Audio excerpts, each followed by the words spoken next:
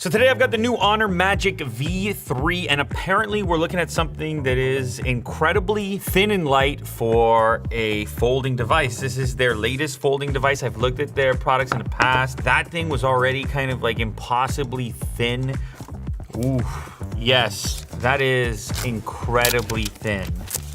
That is definitely the thinnest folding device I've ever interacted with. It is incredible that they're able to engineer something that thin.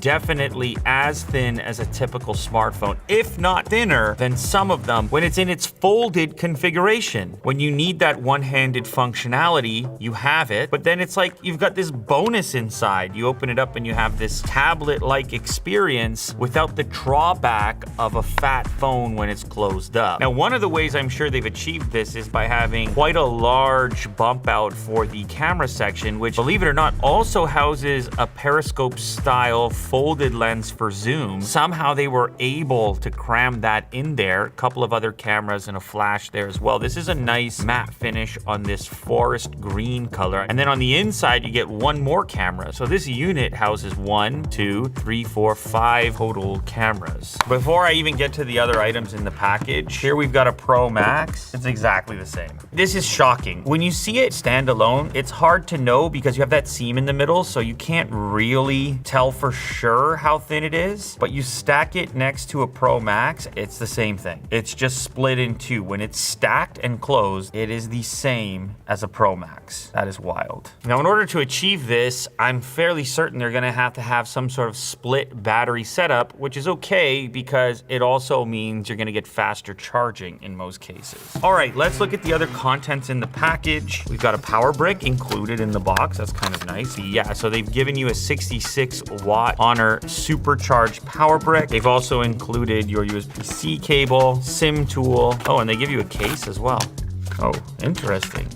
Oh, wow. They've integrated a kickstand into the camera cover. So if you lay it down on the table, it'll protect your camera section, but then it will also act as a kickstand. Oh, so I could just do this and then this, or this. That is a cool design. Well done. This has a leather-like texture, and it's a very similar color to what's underneath with this sort of forest green. But I do like the way they figured out how to cover the hinge. That's nice. All right, so looking around the device, we have our power switch, volume rocker. When it's unfolded, volume moves to the left-hand side, Type-C down on the bottom. And I'm also noticing 2 separate speaker grills. You can spread those speakers out. I can hold it like this. My hands are not covering either of them, and they're at ear level when I'm watching content like this.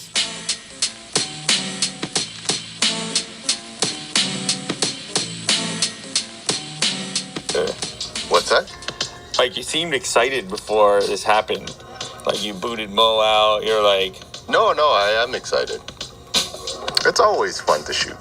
Plenty of brightness. I've just cranked it up and Mo's gonna have to adjust his exposure. It's extremely bright. If I move to the interior display, ooh, check the animation on that. Boom. Look at that, the way it slides in. I don't mind that.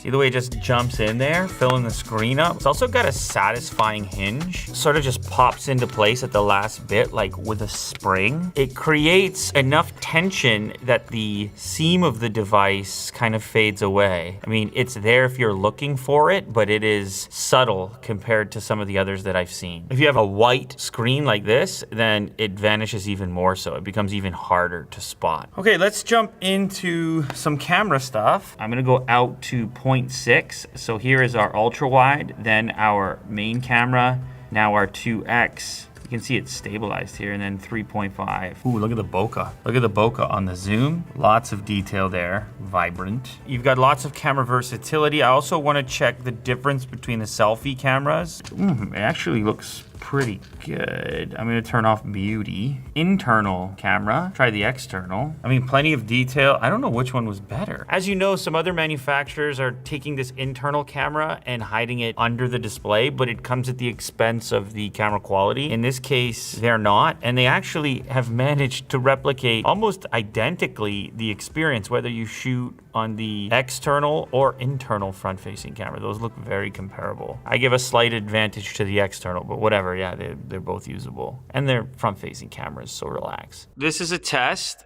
4K 60 frames per second video on the Magic V3 folding device. This is the main camera.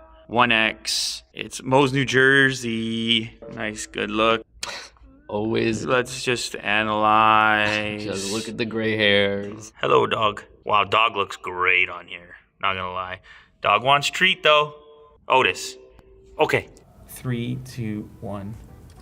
So this gives us an idea of our portrait isolation. Look at this, look at that. Extremely friendly, can't you tell? Like, look at the way the blue pops on this thing. It's just really boosted. Like, even the black, it brings out the detail. Like, I can see the perforations in the jersey. And one of the things I like about these folding displays is since they don't have glass, it almost feels like you're interacting directly with the content. This is another one that's difficult to describe. It just feels like there's less distance between your fingertip and the content itself. Equally responsive on the outside, but this is more what you're used to with the glass surface. Experience split keyboard. This is very comfortable typing. Just so much less cramped. So the inner screen actually features a smart toolbar at the bottom, which allows for permanent applications. And you've got the extra real estate on this internal display. So why not have it operate more like a laptop or tablet by having those applications so you can quickly switch between them or multitask by launching one on either side of the unfolded display. So you actually got something built in here called face-to-face translation, and this will support multiple input methods. It could be text or it could be voice, but the main thing is it's extremely low latency. So you can use this feature when you're in front of somebody trying to communicate with them in a different language.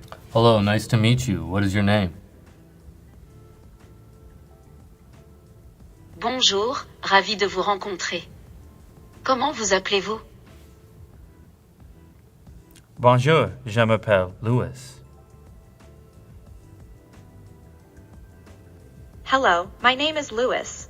Now there's also some cloud-based AI features through Google integration. So you've got Gemini AI Office, which then gives you voice to text, translations, Magic Eraser, and so on. They've also got something called Magic Portal, and this allows you to drag to sync and one-click access to Google image search and other applications. Not even 15 grams difference? Alternatively, here's 15 grams. So for this amount of added weight, which is fairly insignificant, 15 grams, you have a device that mimics a slab-style flagship in this format, but then also happens to give you this option where this one stays stuck like this. It's so thin. It's ridiculous how thin it is. I mean, that is the shocking. If you hand this to anybody, that is all they're gonna talk about. Like, wow, how is that? How did they engineer it? I mean, you gotta have so many different components in there. I mean, the display component, battery component, like how did they squish the board in there? And then don't even get me started on the camera aspects. Now I know there's a bump out for the camera, obviously, but to fit a periscope style folded lens in there, guys, I don't know, man, it's pretty cool. It's pretty wild what they've been able to do. 2024, I swear we're all like blunted to these developments because we've just had smartphones for so long, and I don't know what it is. It's just kind of like, it feels like one after the other, but like you look at something like this and you're like, no, it's not over yet. They can still figure out ways to slim it up, to streamline it, and to take technologies, foldable displays, and integrate them in ways that have far fewer drawbacks when compared to the first generation of these folding devices. Like, this is a huge leap from that very first folding device that I put in my pocket.